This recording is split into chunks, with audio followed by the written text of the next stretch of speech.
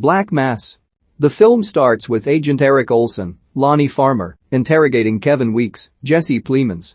Olson asks Kevin to tell him everything he knows about his involvement with the Winter Hill Gang of South Boston, the business dealings of former FBI agent John Connolly, Joel Edgerton, and anything Kevin can't say about his former boss fugitive James Whitey Bulger, Johnny Depp. 1975, Kevin was working as a bouncer outside a bar that Whitey, known to his friends and family as Jimmy, frequents with the other members of his gang, John Martirano, W. Earl Brown, Steve Flemmi, Rory Cochran, and Tommy King, Scott Anderson.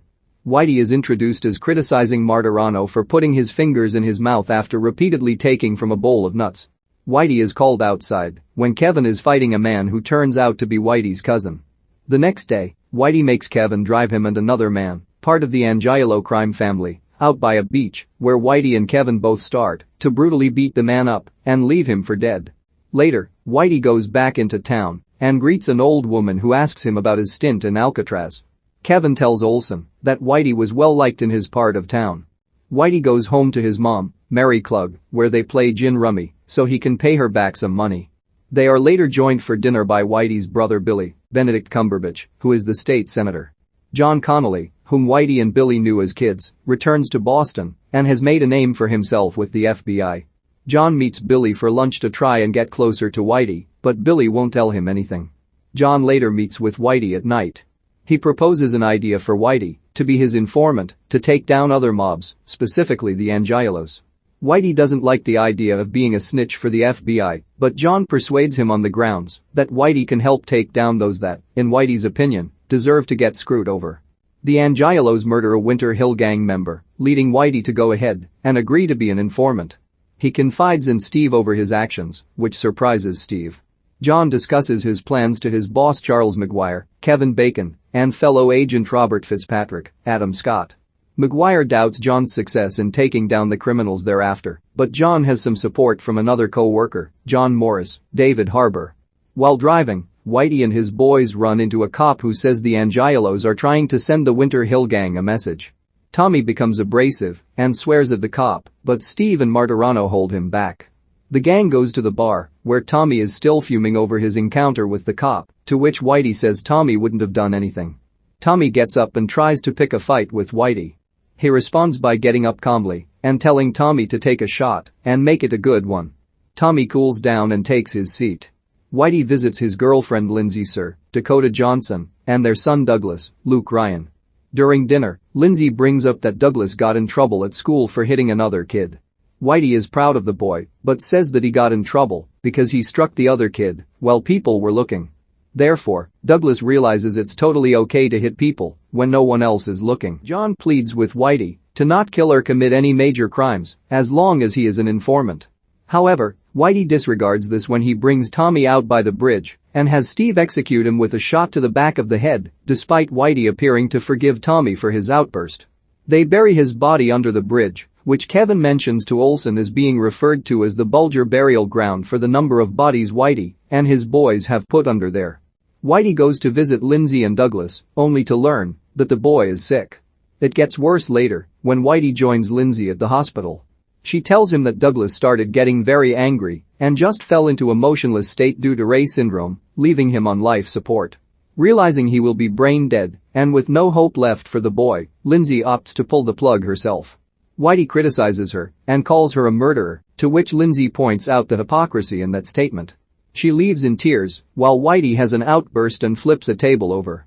1981. By now, Whitey has taken over the Winter Hill Gang, but hasn't brought John back any results regarding the Angiolos. He has also separated from Lindsay after Douglas passes away. He's also got other people on his side, including unstable coke fiend Brian Halloran, Peter Sarsgaard. Brian is first seen coked up at a restaurant where he murders two of his drug dealers in front of everyone before walking out. A breakthrough comes when Whitey is able to deliver John pictures of the Angiolos meeting in local areas. This gives John and his buddies the opportunity to wiretap them and overhear the Angiolos talk about their dealings, including bringing in a lot of drugs. Subsequently, the Angiolos are busted, John becomes a hero at work, and Whitey has less competition to worry about. John becomes closer to Whitey and his boys, which upsets John's wife Marianne, Julianne Nicholson. Whitey gets cut out of an embezzlement scheme for World GLI. He gets Martirano to find the owner of World GLI, Roger Wheeler, David DeBeck, and murder him in his car after his weekly golf game. Also killed is their former contact for the scheme, John Callahan, Bill Camp, whom Martirano kills in his car and stuffs in the trunk. Whitey pays off Brian to keep his mouth shut. However, when Brian gets really coked up, he goes to the feds and spills the beans before John and Morris. They dismiss his confession as a bad coke episode.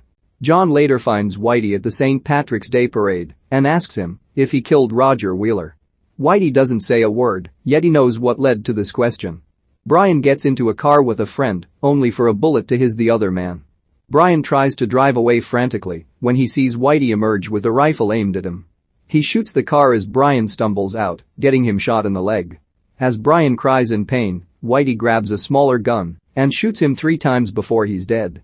Onlookers see the dead bodies and scream as Whitey walks away. Later on, Whitey and Steve pick up Steve's prostitute stepdaughter Deborah, Juno Temple, from the police station. After Whitey asks her if she said anything to the cops, she affirms that she denied anything that could have hurt Whitey.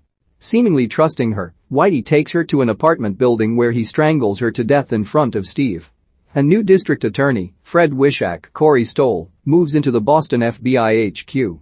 John tries to befriend him with 2 tickets to the Red Sox game, but Wishak refuses them.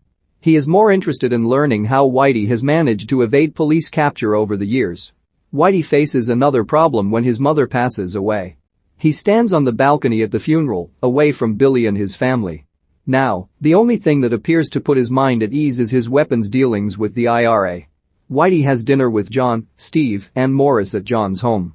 Whitey compliments the steak that Morris made and asks what he marinated it in. Morris says it's a family secret, but Whitey playfully presses him to tell. Morris finally admits it's ground garlic and soy. Whitey then states how easily Morris gave that up, despite saying it was a family secret, and if he could spill that so easily, then he figures Morris can't say anything else about Whitey. Whitey's demeanor visibly terrifies Morris until Whitey breaks into laughter and plays it off as a joke. He then asks John why Marianne hasn't joined them, to which John says because Marianne doesn't feel good. Whitey goes up to her room to talk to her, chastising her for not joining her husband's friends and putting his hands on her menacingly and also frightening her. This contributes to her later changing the locks on John. John McIntyre, Brad Carter, an informant in the Winter Hill gang, rats Whitey out over his business with the IRA, leading the gang to beat and murder him. Things start to go downhill for the gang when Wishak and McGuire really dig into John's business with Whitey. The final nail in the coffin is when Morris confesses to what he knows about Whitey and John's relationship in exchange for immunity. Martirano, Steve, and Kevin are all arrested, and later on, so is John.